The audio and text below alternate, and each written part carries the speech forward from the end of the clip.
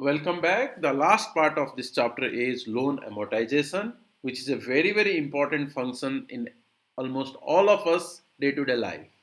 You know, you buy a car, normally prefer to take a loan. We buy a house on loan. We buy, even some people go for personal loan. So loan is something where the amortization is very much important, how the loan is to be paid. There are three different ways a loan can be done. Either it can be a pure discount loan, where the simplest form of loan is known as pure discount loan. What is this? Here, the borrower receives money today and repays a single lump sum, principal and interest, at a future time. There is no in between any cash flow. Right now, borrower gets the money. Once maturity complete, the borrower repay the amount he received now with interest. So there are two cash flows here. In a pure discount loan, only two cash flows. One right now the borrower gets. One end of the period the borrower pays to the lender. These are the two cash flows. What is the example of this kind of loan? We can find the treasury bill is the best example of this. The Federal Reserve Bank issues the treasury bill right now at very deep discount price. End of the period, it may be 2 weeks, 4 weeks, or maybe maximum 52 weeks. End of the period, treasury will give principal amount to the investor. So right now, the investor buys the bond at a discounted price, waits up to the maturity. On the maturity, the principal amount is paid back by the treasury. This is called pure discount loans. One in the beginning, one cash flow, one at the end cash flow. One inflow in the beginning, one outflow at the end. So, or one outflow in the beginning, one inflow in the end. So, only two cash flows involved in this. Second one is interest only loans require interest payment each period, full principal due at maturity. It's another interesting type of loan. Here what happens? The loan is done right now. The borrower takes the money right now and he pays only interest at the at a fixed interval, maybe annually, semi-annually the interest is paid. End of the maturity, the principal is repaid. Best example is bond. In a bond case, bond is issued right now. Company takes the money issuing the bond. If nothing is given semi-annually, every 6 months the coupon is paid. Coupon is the interest payment made every 6 months. If annual, then every year the coupon is paid till the end of maturity. On the maturity, the principal money is paid back by the company to the bondholder. This is called interest only loans, where in the beginning, borrower borrows the money. During the period of the loan, the interest is paid at a fixed interval, maybe annually or semi-annually or quarterly or monthly, whatever as per arrangement, interest is paid. End of the loan, the principal money is paid back by the borrower to the lender. The third one is what I said: home loan, personal loan, car loan, all that category of loans taken from the bank. Third category of loan normally applied to a bank: amortized loans, which require repayment of principal over the time in addition to the interest. That means, say for example, you are taking 1,000 Riyal loan at 10% interest for 1 year. Then what will happen? This 1,000 Riyal will be divided into 12.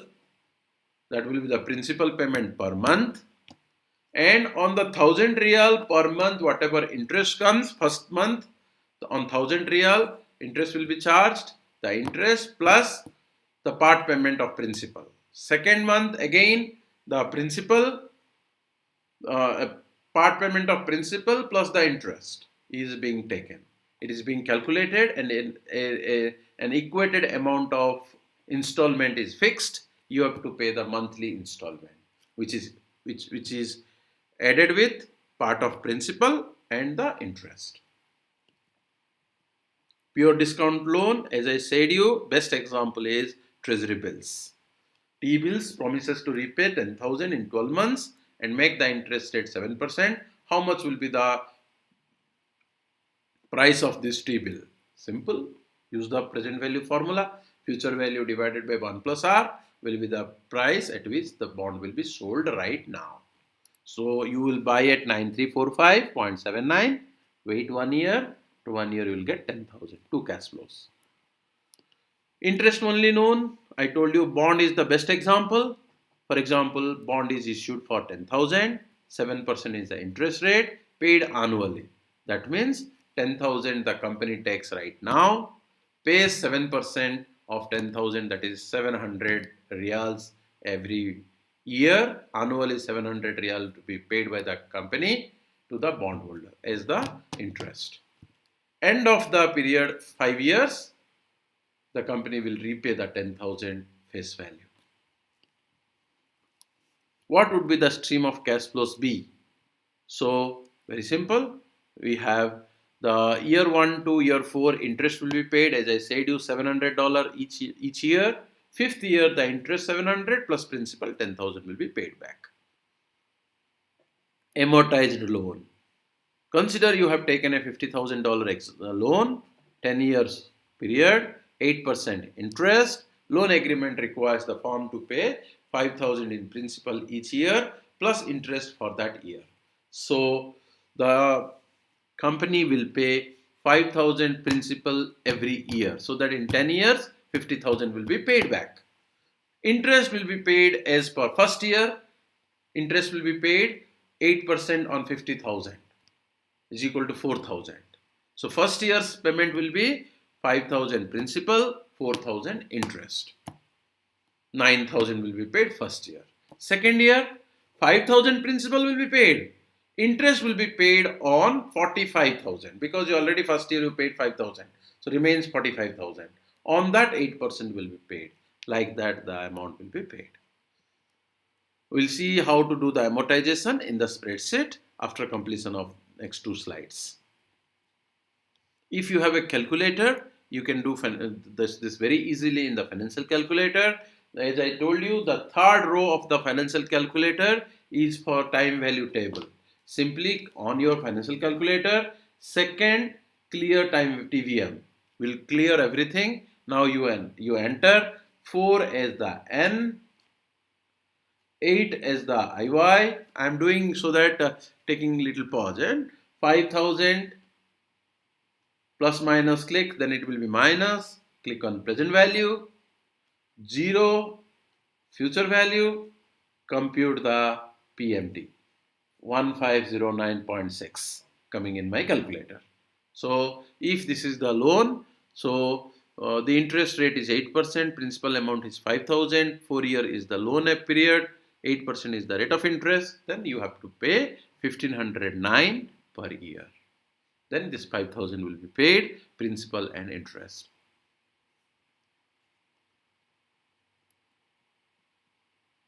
Then what is the value of the farm? Conceptually, farm should be worth the present value of the farm's cash flows, future cash flows. The tricky part is determining the size of the cash flow, determining the timing of the cash flow, and the cost of capital or the risk of these cash flows. These are the 3 things very important, and it's not that easy to calculate, to forecast. If you are doing perfectly, then you can calculate the worth of the farm or value of the farm. Now, we finished this chapter. Do these end chapter exercises, and any problem, you can refer back to me. So I will stop the recording here.